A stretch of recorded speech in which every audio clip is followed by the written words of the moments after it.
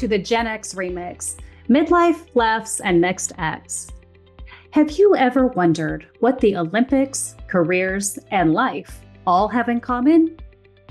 Well, today you're about to find out, even if you've never really thought it. We have some fabulous and fun guests, Jill Jaracz and Alison Brown, who are going to share their midlife remix, as well as their passion about the Olympics and the Paralympics. You're going to hear some things that make you laugh, and we'll give you some big aha moments, whether you love sports or not. Jill and Alison are the hosts of Keep the Flame Alive. It's a top podcast for Olympics and Paralympics fans. Since 2017, they've been breaking down the games, covering sports, histories, host cities, and behind-the-scenes stories.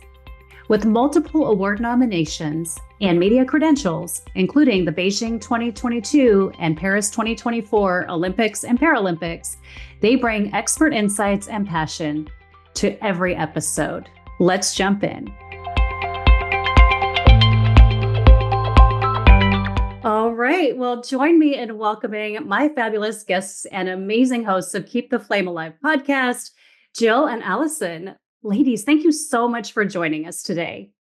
Thanks for having us. Oh my gosh.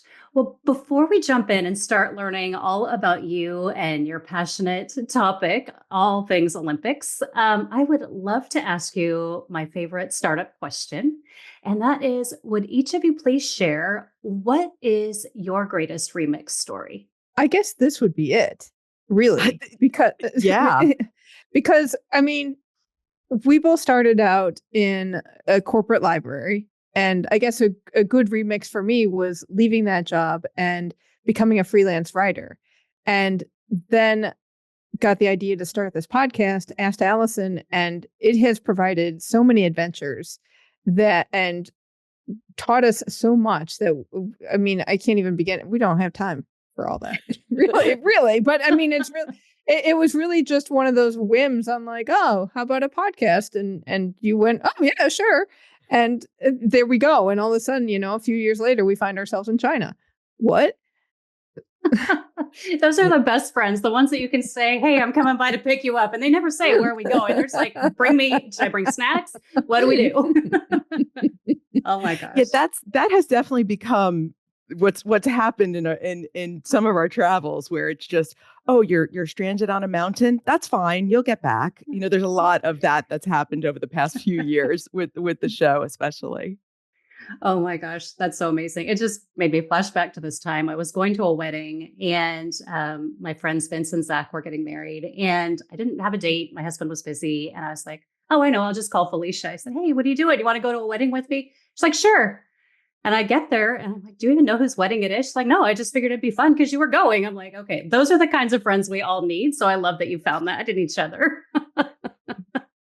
So good. Okay, well, let's dive in a little bit. I'd love to know, just really what fueled your passion around the Olympics? What got you into this space? I think what really drives us is it's amazing to talk to people who are the best at what they do, or who are trying to be the best at what they do, and how that works in so many different endeavors, because we don't just talk to the athletes, though we do talk to many of them. We will talk to anyone involved with the Paralympics and the Olympics. So it may be a doctor who then is the best at what she does working with athletes, or people who are in the IOC. So people who have that passion kind of drive our passion. It's exciting to talk to people who are excited about what they're putting so much time and energy into. Right. It's a constant reminder to do our best, because every couple of years when the Olympics are on, I'm inspired by all of these people who put their best out on the line trying to achieve a gold medal. But that doesn't mean that we can't be a gold medalist in whatever we choose to do. And so that is one of the reasons I love the Olympics. I also love them because the world comes together like no other way for a couple of weeks, and you think maybe we could do this full time. And, people being people and countries being countries, it's not very possible, but there's an idea that peace around the world can exist. And that's really exciting. And then it's also exciting to see so many different sports. I mean, we here in the US, we get our diet of 3 or 4 major sports, but there are so many sports out there. And if you thought you weren't athletic because you don't like baseball or football, there's a sport out there for you. And it's amazing to see what people find to do and the ways they can push their bodies to be the best. Oh my gosh, that's such a great way of looking at it.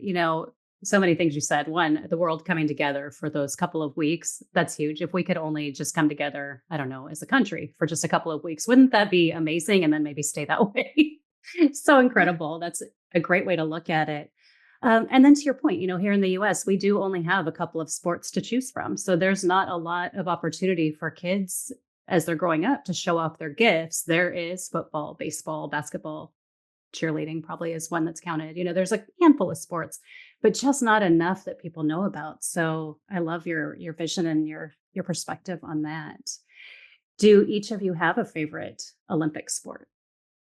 The last one that I watched. Yeah. The last one that we went to, it's very hard to pick a favorite. And we joke about that. Like this week, basketball will be my favorite or diving will be my favorite. And the next day I'll go to fencing and then fencing is my favorite.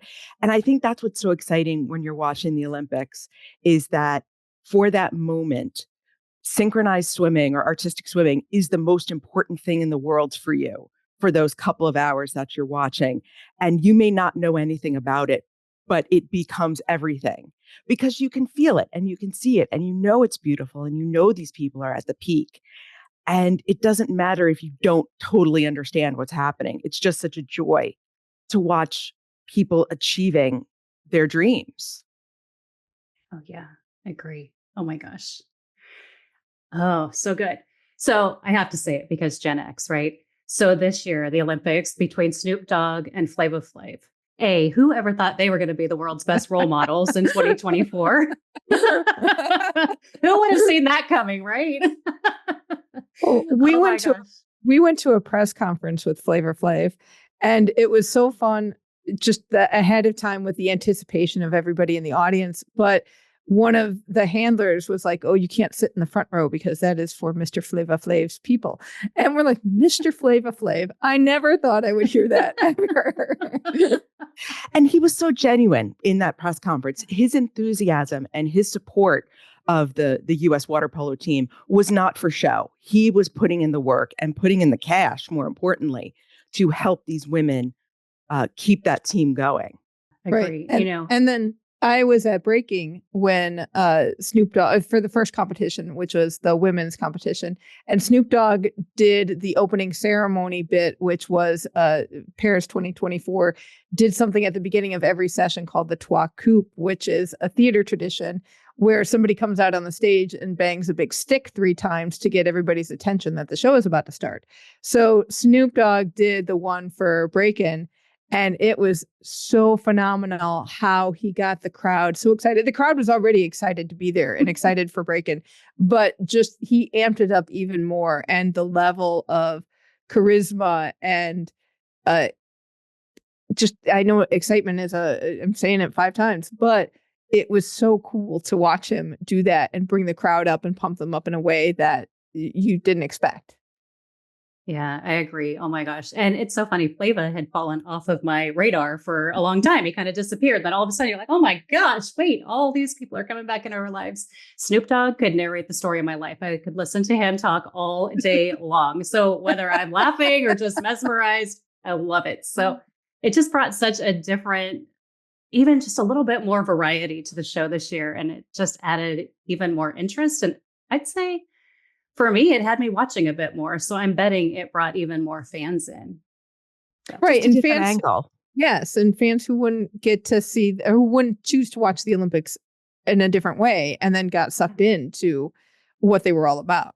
So that's awesome for the movement. Absolutely. Oh my gosh. So good.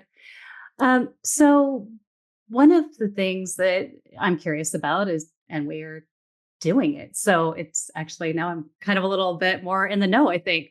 How do you manage to talk about the Olympics all year long, all the time, even in off years? Well, athletes train all year long. So, and there's so many sports. So there is so many sports to cover and athletes to cover. And then you add in all the other people who are involved. It is enormous international undertaking to put this together. So you have officials and translators and negotiators and marketers and all of those pieces that we as just fans don't think about. We just recorded our 1 year out episode for Milan Cortina, and we spoke to a travel expert. So if you're thinking of going to Milan Cortina 2026, how do you start planning that trip? Well, you got to start planning now. So we talk to someone who can help you do that. So there are way more stories than shows that we have done. We have a list we joke about, put it on the list, put it on the list. We never run out of topics or people that we want to talk to. Right. And in a way, what I like about talking to people behind the scenes is that it showcases career options for people that maybe you dream of being Olympian, but you're not athletically inclined. But there are ways to work with the Olympics that you never thought of that are absolutely necessary to make the show go on. So that's one element of it. I mean, Tabitha, did you know how many different kinds of ice there are? Ice hockey ice is different from figure skating ice, which is different from curling ice, which is different from the ice in a bobsled track. It's all don't get me started on surfaces. Now I'm going to be looking at the ice in my margarita. Wait, what? Right. Which is different. If you get a frozen margarita, that ice is different from, say, an ice that you put in a glass of whiskey. See, and there it is. and I will tell you, in Paris, there is no ice. Oh no, I'm going in June and I am an ice person. Oh no. I am such an ice person. So we were in Paris, obviously, for the Olympics, and we stayed through the Paralympics. So we were there for several weeks. And whenever I got ice in my drink, it was like the skies had opened up. I was so excited. There's ice. There's ice. Oh my gosh. Thank you for warning me. I have 4.5 months to prepare myself.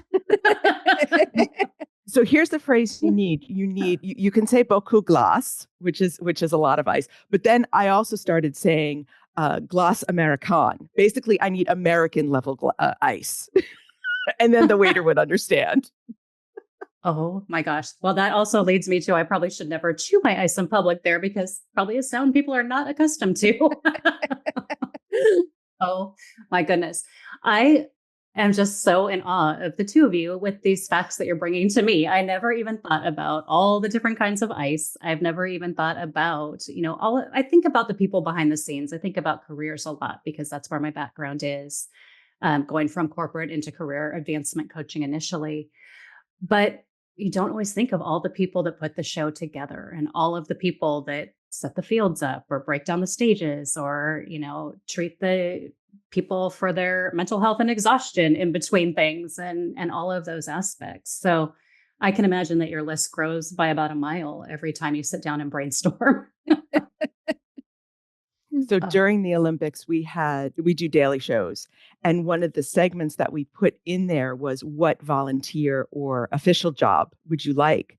So every day of the Olympics, we see a new volunteer job that we would like to try. So that's 17 plus days of different jobs for the two of us. And we never repeated one. So there are a lot of people doing a lot of different things. And that's just during the games. That's not in preparation or afterwards. Oh my gosh. I can't even think, when we think even just the opening ceremony this year, how many people it took. Oh yeah. Behind the scenes to pull that off. And then, oh my gosh. Well, I've got so many things in my brain right now. We're going to get back to the important questions so that we can understand here because I have so many things going on. Let's see if one of the things that you shared is, that the Olympics and Paralympics matter because they really bring people together and give people an opportunity to highlight skills and things that they've trained for their whole lives. What other reasons do you believe the Olympics and Paralympics matter so much to us or should matter so much to us? I think seeing people, and we said this earlier, seeing people achieve and not just achieve the gold medal. All those other people have pushed themselves beyond what they thought they were capable of. And even when it's somebody who isn't going to win a medal, and is from a much smaller country that does not have the resources, say, of a Team USA, that reminds you that it's not just what you're given, it's also what you do with what you're given and how you can push yourself and how you can do things you never thought you were capable of in a way that isn't just about the end goal. You're not going to win a medal every time, but that doesn't make it any less worthwhile. Right. It's the taking part. It's not just being on the podium, it's taking part that is important. We just talked with a cross-country skier from Brazil who started out as a mountain biker, had to have surgery. Her mountain biking career was over. And she ended up switching to cross-country skiing through kind of a serendipity experience. And she's trying to become a cross-country ski racer for her country. She wants to represent her company or her country so much and do that on the world stage. She had qualified for the Beijing 2022 Olympics, and en route to the airport to fly to China, she got in a horrific car accident that almost was career ending for her. Just broken arms, smashed up foot, many other injuries.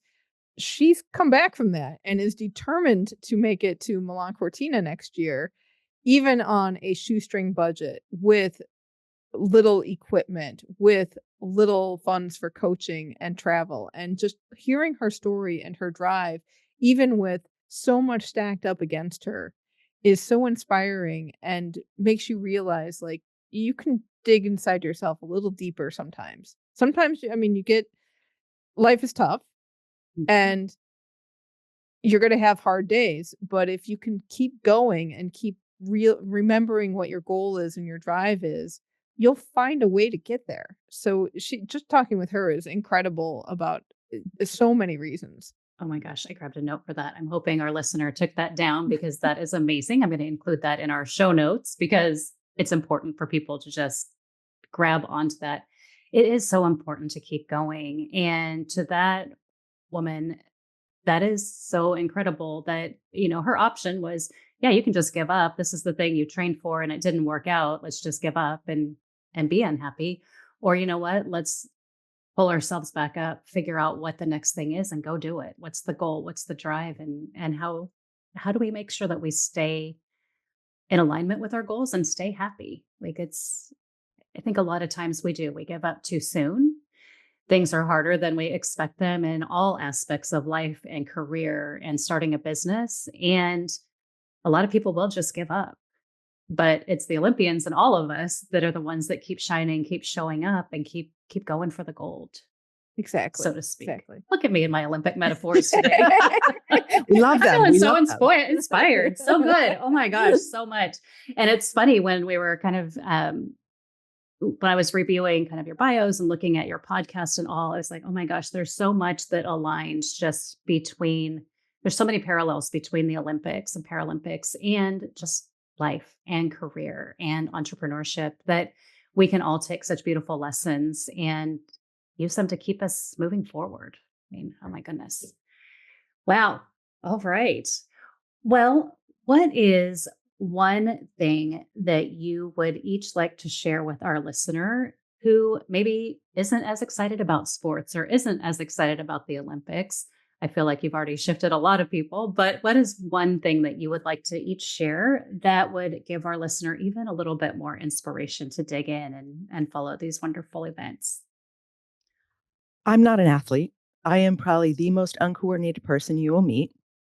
I would never make the Olympics in any sport. I trip over my own feet. And most of the time when I'm watching the sports, there's a lot of sports I don't understand, but it doesn't matter. And I think that's the cool thing about it. One of the reasons that we started the show was to make people better viewers of the show, educate them about the sports themselves. We don't have a sportscaster background. That's not where we came from. We were just fans and enjoy it. And I think that's enough. You don't have to be an expert. You don't have to be perfect. You can just do it for fun. You can watch that sport for that day and be the biggest fan in the world for that day. And that's it. And that's perfectly acceptable. I think there's a lot of gatekeeping that goes on in sports and in many hobbies. And, just watch it and you will get infected and you will love it.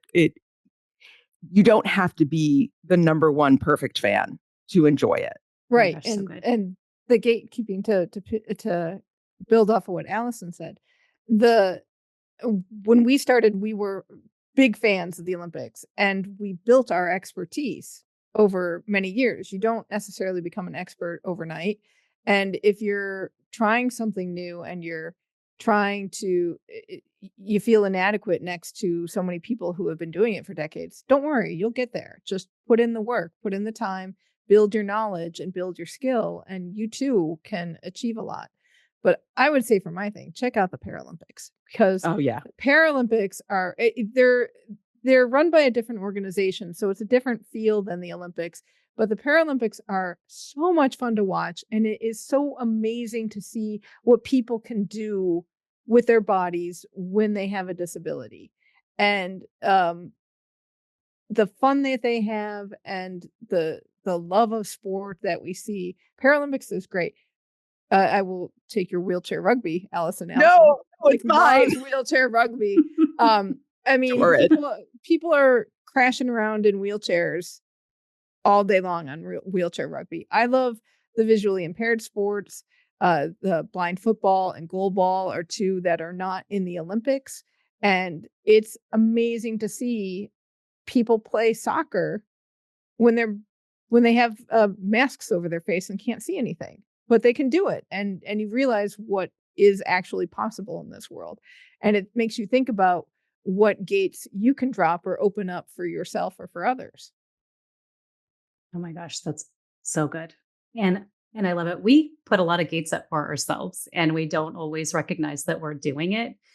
And one of the things you said is, comparing yourself to others. Well, I'm not as good as that person, or it doesn't matter. Comparison is the thief of joy. I say it all the time. I will probably die on that cross, because the more you compare yourself to someone, the more unhappy you're going to be. And that's just a big part of life.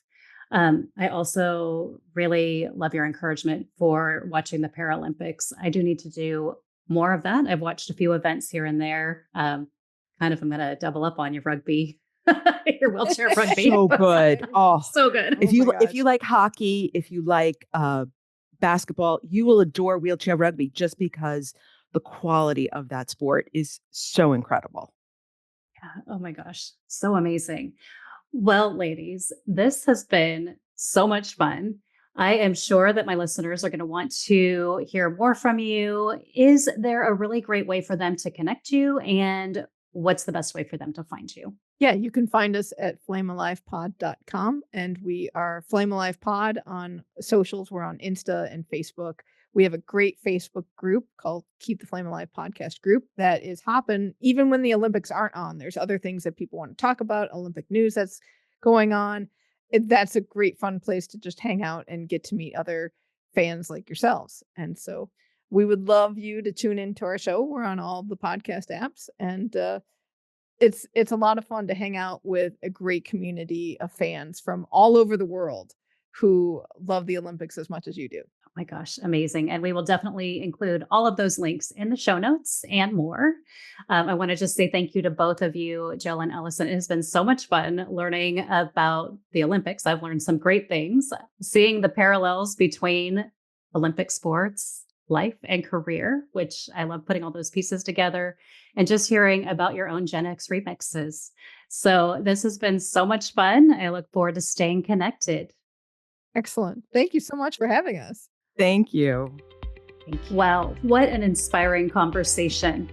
I hope you were taking notes, because there were some serious aha moments in this episode.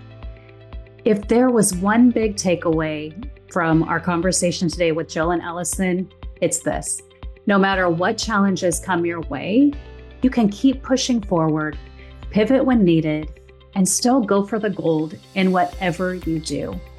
Whether it's in your career, your business, or life itself, or hey, maybe even taking up a new sport.